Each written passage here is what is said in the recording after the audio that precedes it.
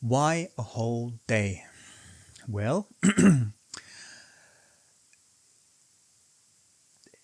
as we already observed probably in our mind when we heard that topic, men and women, spiritual culture, the mind immediately comes up with some reaction, what is this all about, and what does he know, and we are not in India, we are not in Bangladesh, it's the 21st century. So many things come up in our mind simply because it's confronting us. This topic is confronting us with our worldviews, with our conditioning. So it requires also a little bit humility to approach that topic. So coming from a loft background, loft preaching, what is that? We're not confronting people so much. It's about making people interested, making people think about some deeper aspects in such a way that they not feel too much challenged, just like tickling the mind a little bit. Right? So we're used to short classes like the loft, half an hour or maybe an hour even, right?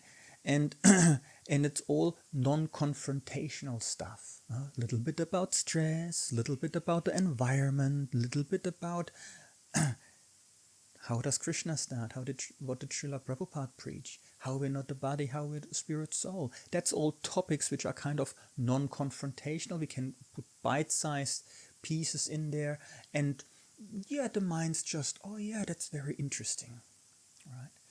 So the topic of men and women is obviously a little different. We will be confronted with our worldviews and so on, right? And it will take a little bit more time. Especially, say, with the topic of how we're not the body, how we're spirit soul. We hear that so often. That's how we start out in our spiritual life, And we probably preach it to others before we even chant 16 rounds, right? Oh, I've been in that place. It's so interesting. Yeah, we're not the body, we're spirit soul. We give the whole spiel to others. How we the driver and not the car, and old clothes, new clothes, and so on, right? And in our devotional life, if we have the choice now between classes, say there are 3 sannyasis coming, and they all give some class, some presentation, and one presentation is about how we're not the body, how we're spirit soul. The other presentation is about deep dive into nectar of devotion, and the next presentation is maybe even more exotic, some sweet secrets of Bhagavatamrita or something. Well, who will go to the We Are Not the Body class? Probably no one, right? Because we know it all, we heard it so often. But how is it then that as soon as the topic is men and women in spiritual culture, we forget everything about chapter 2 Bhagavad Gita? We forget everything, how we're not the body. And we're so much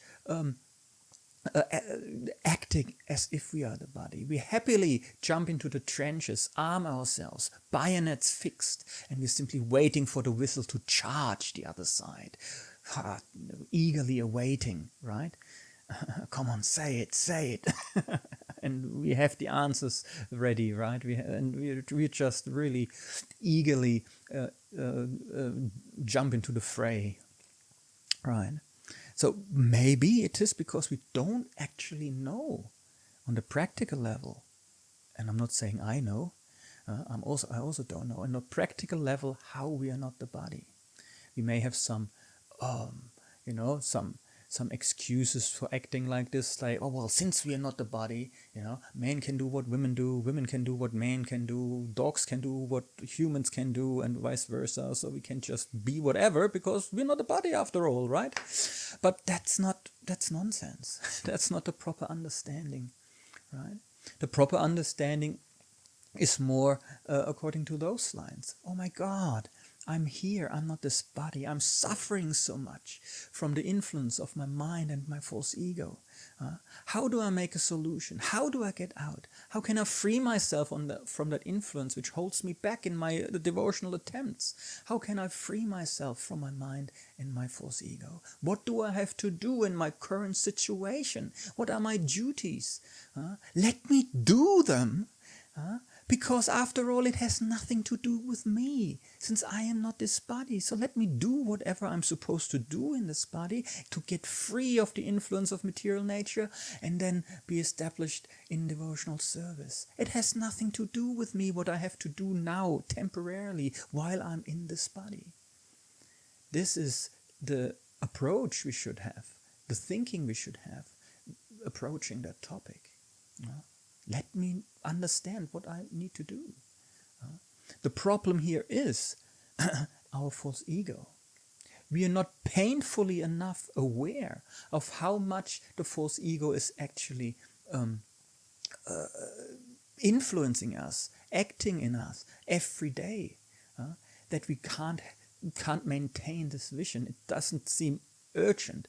There is no urgency for us to make a solution, because we are so unaware of how the false ego is guiding our actions every day. And that brings us to the topic of the false ego.